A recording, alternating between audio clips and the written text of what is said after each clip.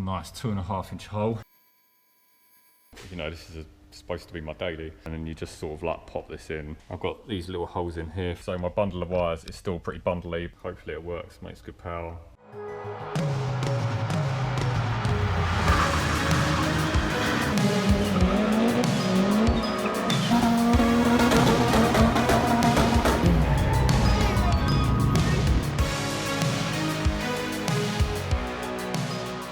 Hello, welcome back. I'm going to do another small episode on the Escort again today. So there it is, it's moved from over there because we now have this Bentley turbo in the way. I've got a little bit of an update. If you can hear, obviously it's even more stripped than last time. And I had Dan Watts from Dan Watts Automotive come down. He sorted out all of my wire and loom, all the car wire and loom anyway. So all of the inner wings are now free. So the light loom he cut it off here, and then has run all new wire. Might be a bit dark. All up through the inner wings, down across the front, through the cross member, back up the other side, back into the bay. Nice and tidy, sorted out all the wiring behind the headlights. And yeah, just done a really nice job that I was not looking forward to doing. So yeah, well happy with that. The inner wings are now clear, which is what I wanted. I mean, I'm not after like crazy tucked wiring loom that all the crazy show cars have, because that's just not really, you know, this is supposed to be my daily. Well, stroke race car, stroke show car, bit of everything really. So yeah, I mean, Dan was honest. He said he could have pulled the wiring loom actually through the chassis leg. So we were gonna go in this hole here and sort of pull it down through here, and then it'll come out the front. But at the end of the day, if I ever needed to work on it, you'd never be able to pull it back out. So it would have looked better, but for what the car is, it just would have been, it could have caused me problems later on. So I just went with it, going down the inner wings, nice and tidy, a couple of P-clips, that'll be mint. So another thing I'm doing, so he's done all of that. So now I'm also gonna probably gonna end up running all new battery cables as well. I started to mess about with them last night, and I realised that I just don't think I'm gonna be able to get them looking quite so tidy and nice. So actually the start motor here, oh hang on, I'll find a torch.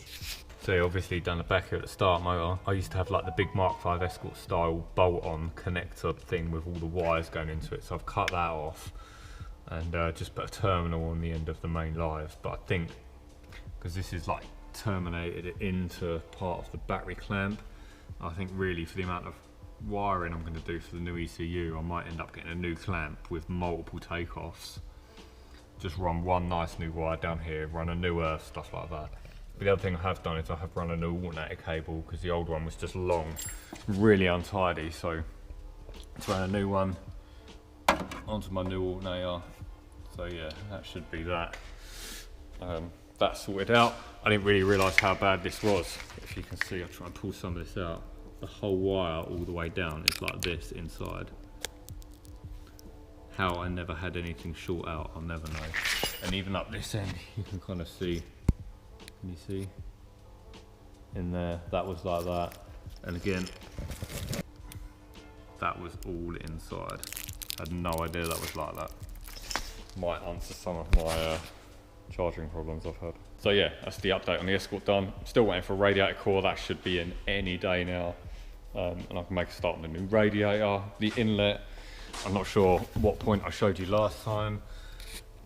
All nicely ported out. I'm going to do some more work on this in a minute. Injector boss is done. All sort of ready. So what I have been doing today so far, I've been working on this. This is for Gibbo's Mark III Fiesta after he just had loads of problems popping his old one. So yeah, we tried to made this simple jig up to indicate where his old throttle body was on his old inlet manifold. Try and match the position so he hasn't got to mess about with boost pipes, and kind of switch the whole engine bay round to have the boost pipes coming in from this side like I normally do. But yeah, as you can see, nice cone, tight bend there. Had to be tight, but you know, it should be fine. I've got no problems with that. So yeah, this is what I've been doing this morning. It's all still nice and warm. This isn't actually that far off done now. So next week, get the cone all welded on, get the fuel rail finished up, and this will be ready to go and take some boost and some abuse that I know he's going to throw at it. So this is what I want to get done today. Back on my inlet, my injector ports are all done. trumpets all ported and smoothed. So yeah, today try and get the blending sort of on. Need to do a bit of finishing off because you probably can't see there's a big gap around there where it's all just moved ever so slightly.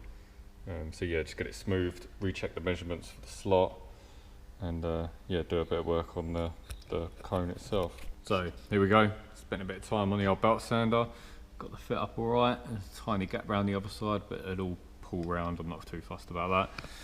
You can kind of see there's a bit of a lip here.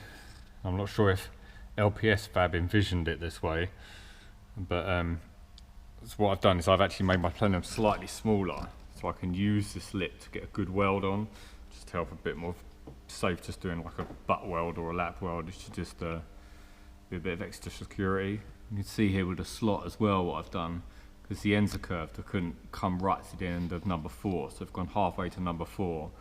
And to make sure I'm not coming in at halfway at number 1, I've actually come around the side a little bit.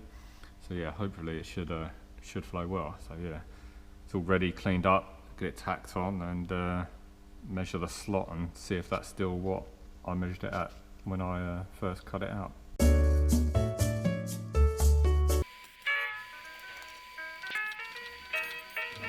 It's just a couple of fillerless tacks, just to get it held into place, double check it all.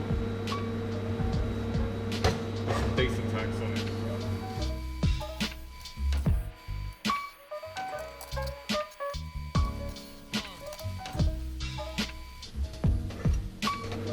There, 2 tacks on it. Should be enough to hold it while I weld it. And just hope all of this bit doesn't warp too much.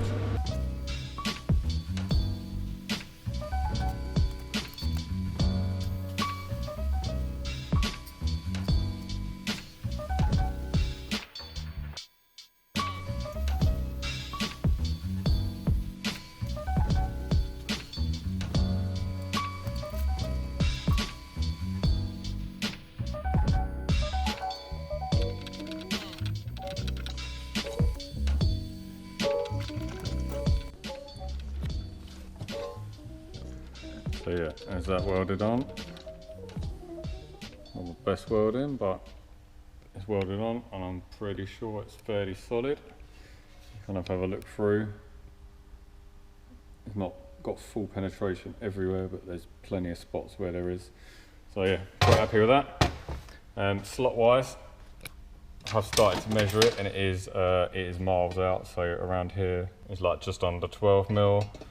Over here is more like 15, and same in the middle. So yeah, just get that evened up to my secret recipe and start working up in the cone on.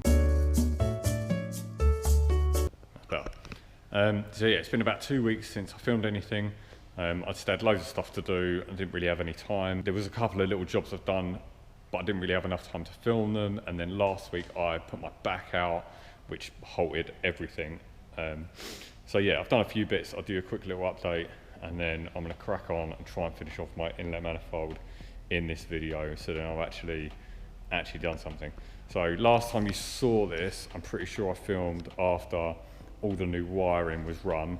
So all I've got under here is just this little bolt either side. That holds a P-clip up underneath. You can't see it because it's all built back up now. That's the wire in there. New earths, etc. I've got that both sides. That also inspired me to then tidy up the wiring along the back. So I've got all new starter motor cables that run up to here. I would put the battery back in, but I'll probably put my back out again. So I've got new earth strap, new earth to the body. I've also bought this battery distribution fuse box. It's actually off a Volkswagen Crafter. So instead of having a bazillion lives all going just to like one point on the battery, I've now got this fuse box so I can actually run everything off of this. So I've got there my original 2 car loom wires. I've got the amp under the seat, and then I've got the 2 new ones for the new ECU, and then I think I've got a 4th, because I think my head unit needs its own live as well. But yeah, so I've got plenty of spares, and it just looks a lot tidier. I've got this little cover for it as well, which just clips on, and yeah, it looks awesome, to be fair. Also I had to enlarge the hole in the bulkhead where the loom come from. So yeah, I've pop this out, It's supposed to go out the other way. So yeah, it's a nice 2.5-inch hole. So this is a Mark II, like a reproduction Mark II Escort wiring from it.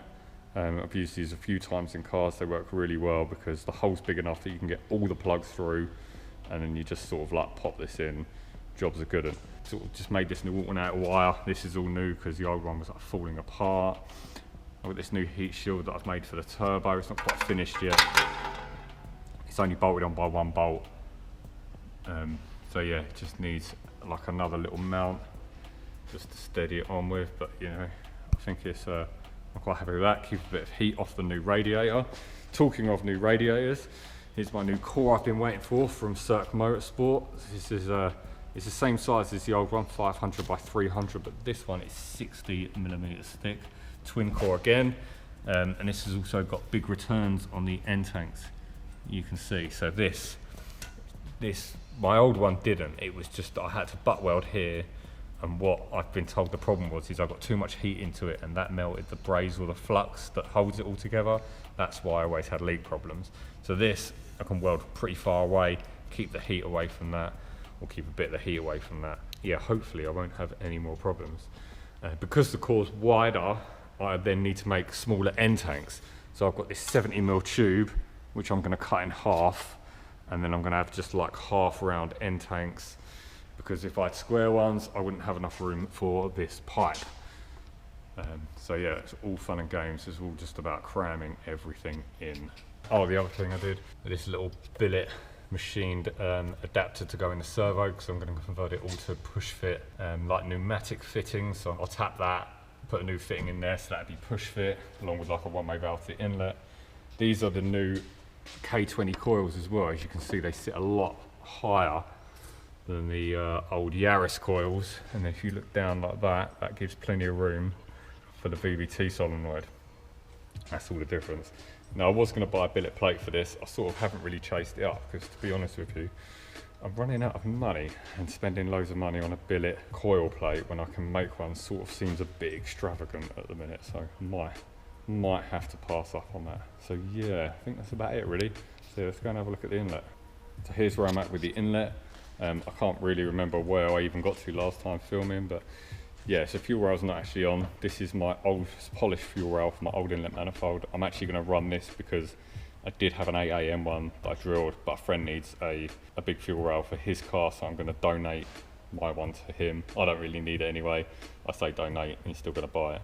So yeah, I'm just going to run with this because this isn't needed on my other inlet manifold, and this is all I really need, and it's done and it's made. I've just got to make mounts for it. So yeah, this is just, again, I've just taped this on. Well taped it on. Probably could have put a boost through that. So the only thing I've done on this is just added the first part of the little feed down into the centre bit. So yeah, so tonight my plan is to fill in these gaps, the triangles, fill this gap here, weld the whole thing round, drill this for the throttle body, get that welded on, and then this is sort of done. Oh, and I need to put a fitting underneath for all the vacuum lines. Again, we're going to be pneumatic push fits because I think that would just be a lot neater. But yeah, and then hopefully this will be done, and I'll feel like I've actually made a big improvement, or a big step forward. So here we go. It's the flange.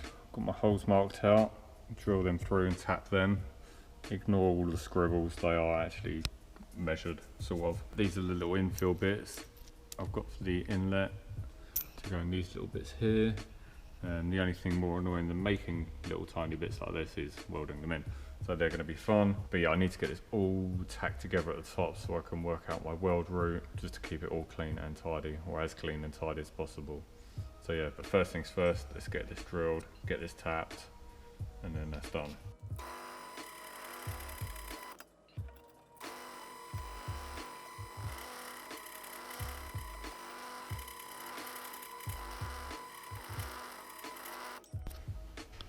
So if I'm ever tapping anything, this is how I set it up. I use my little bullseye level to get whatever I'm doing level in the vise. Then stick that on there, like that. So you know if the workpiece is straight, that's straight, your hole's going to be straight, everything's going to be straight. A few moments later. And just like that, it's all welded. Normally I would have tried to do a bit of a weld montage video, but to be honest, it was just a lot of welding and it needed to be right, and I just wanted absolutely no distractions whatsoever. So yeah, I'm quite happy with it. This little bit here's a little bit wobbly, but other than that, all welded inside. A little weird bit underneath. Back, see, right along. This little bit here. So yeah, I think overall, I'm well happy with that. I think I've done all the parts proud, hopefully.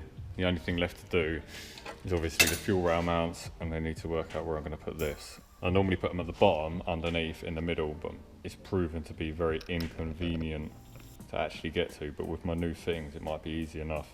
Otherwise, I'm actually seriously contemplating just putting it there, just for ease and accessibility and yeah, everything else. I've got these little holes in here for the fuel rail mounts, so hopefully that won't be too much of a drama. And yeah, then it'll be ready to go on the car. But yeah, so this is it on the car, 95% finished. And yeah, quite happy with it actually.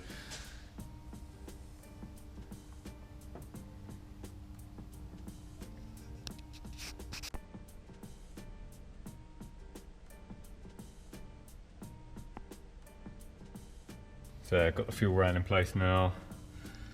Welded some, see if we can get the camera down there. Just welded some D's on there. Some spacers to hold it apart. It's a bit close to the sensor here, which could be a problem. Throttle body's on. Boost pipe still fits nicely, which I'm well happy with. It just fits well. Really happy with that. Hopefully it works, makes good power, if nothing else. It still looks good anyway, so what will be, will be. So yeah, I'm about to go home, start messing about with the loom, which I'll show you, and that's the next headache to solve. But this is a big step forward, because now I can start to place other things like the fuel pressure regulator, because now I need to start working out where all the wires are going to go. So I'm back home now, just about to get my wiring loom out and start messing around with that. So it's in a combination of these two boxes, a Max CCU. This is all my extra wiring information I've printed off, which I need to go through. So yeah, just have a little glimpse at the ECU. Can't wait to get this thing running, even if it is a massive headache. These are my new injectors, knock sensor, these are my plugs. This is a vacuum line for the map sensor as well, because it actually comes with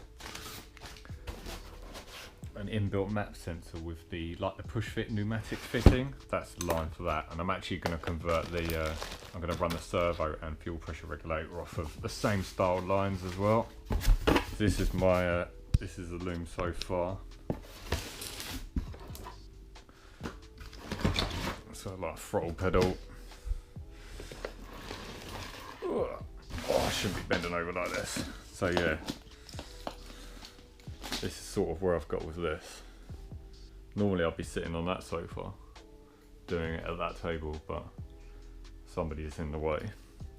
So yeah, this is what I've done so far. But what I've done is, these are for the, I can't even remember what this is all for, but what I've done, I've run, like for instance, these wires are the motor wires for the drive-by-wire, but I didn't realise you can actually run two drive-by-wire throttles. So I actually only need two of these wires to go out to the bay, and I need to splice other wires into this like section of loom. So what I'm trying to do at the minute is just trying to lay it all out sensibly. So I've got like, so that's the throttles, that would be the lambda sensor, and then another bundle's like, oh, I'm not sure what this is, it actually says on there, you see. Might zoom in. Yeah, injector, so that's all the injector wiring. That would be the, pretty sure that's the sensors, like coolant temp and stuff. And we've got earths, more stuff, I think that's the ignition stuff. And then we've got knock sensor, crank sensor, and cam sensor, and then this extra wire. Oh yeah, that's starter motor control. So yeah, so at the minute, first thing to do is pull apart these, double check the wiring, pull some of them out, recoil everything back up and then actually go and possibly even do like a trial fit in the car. Okay, so my bundle of wires is still pretty bundly, but it's a little bit more sorted out. Got it sorted out this time. This is the two inputs from the accelerator pedal, position sensors. I also need a 5-volt feed and sensor ground to go over there. That sensor ground wire is in this. This also stays in the car. This is all extra inputs. So yeah, I need to put that into there, but I'm not going to do that now. So now these 4 wires, these are for the actual throttle body themselves. The 2 red ones are the power positive and negative, and the 2 black ones are the references for the sensors. Again, I also need a sensor ground and a 5-volt signal to go over there. My throttle body is very similar to that, so yeah, I've got my 4 volts. I just need the 5-volt. I've got my 4 wires. I just need my 5-volt power supply, my ground to go in there. There's lots of grounds going in. Oh, they're in another loop of wires. There's my grounds. So these are all for the other sensors. So once I've sort of started to figure out where everything's got to go and the lengths of stuff, I can then start splicing and pulling grounds everywhere else. So I think I'm sort of there. A lot of these coils will probably end up being cut off because they're just not going to be used. Like that's a second knock sensor. I'm not going to use 2 knock sensors. This bundle here, I need to wrap up. That again, that's the original TPS reference, and the other 2 wires for another throttle body, which I'm not going to use. CAN wires, to be fair, I might use them one day. You might would your EGT wires, I'm going to use them one day. I can't even remember what this bundle of wires is. I think this is just extra stuff that I probably am not going to use. Yeah, you can see it's all just like extra digital outputs. Yeah, I think it's if you were using this as like a transmission controller as well. There's a lot of extra outputs for stuff like that. Oh yeah, and obviously this is like a bundle of 4 ignition wires because you can do an 8-cylinder, so I'm obviously never going to use them. It'll all sort of be trimmed down and hopefully at some point start looking a lot tidier. But yeah, so hopefully the next shot, I'll be back at work at some point and I'll actually start feeding this through the bulkhead, start trying to work out where everything's going to go. So here I am, back at work, doing the first trial fit of the loom. Try and do this as quickly as possible. This is just the first fit, so this is just sort of get it all roughly laid out, trim a few wires back so it doesn't look quite as daunting, and then just go from there really. I mean, I've never really done a loom of this kind of extent before. I've done little looms, so don't take what I'm doing as gospel. I'm just making it up as I go along. So here it is, run it all through there. If we go around into the car, oh, I'll be a bit careful not to hurt myself. You see here, this is the loom, this is the other stuff. So yeah, this is the main loom. So connectors, I want it all to run in a glove box, so there should be plenty of wire there. You can always tuck a little bit under the dash. Better to have a little bit too much than not enough. And there's plenty of wire in with this loom. I'm gonna tape this up now, so I've got the position of the grommet sort of marked, and then I can always use that as a reference. Okay, so that might be the most nerve-wracking thing I've ever done. Even just trimming these down. My coil wires here, these are my air temps and water temperatures. This is for the fuel pressure gauge. I'm not quite sure where that fuel pressure regulator is going to be mounted yet. Throttle here, cam sensor, injectors and ECU grounds, which have got to be grounded to head. So I'm going to use this boss on the end. And if you can see down the back, I have this loom here, this knock sensor, the starter cable, and the oil pressure sensor. This little wire dangling here will be the gearbox speed, and this other little dangling wire here will be the lambda sensor. Crankshaft wire here as well, going to there. So yeah, they're all just sort of, they're not too length, they're just a bit longer, so at least now I know, you know, I've got to divide the sensor grounds between here, I've got to get earth cables to here, I need to split the 5-volt lives down to the other pressure sensors and the gearbox speed sensor and stuff like that. I'm gonna call it a day tonight. I'm gonna rip this out quickly. I'm gonna go home and go to bed. So that's me done for tonight. Hit like and subscribe, and yeah, I'll be back in another episode soon, hopefully.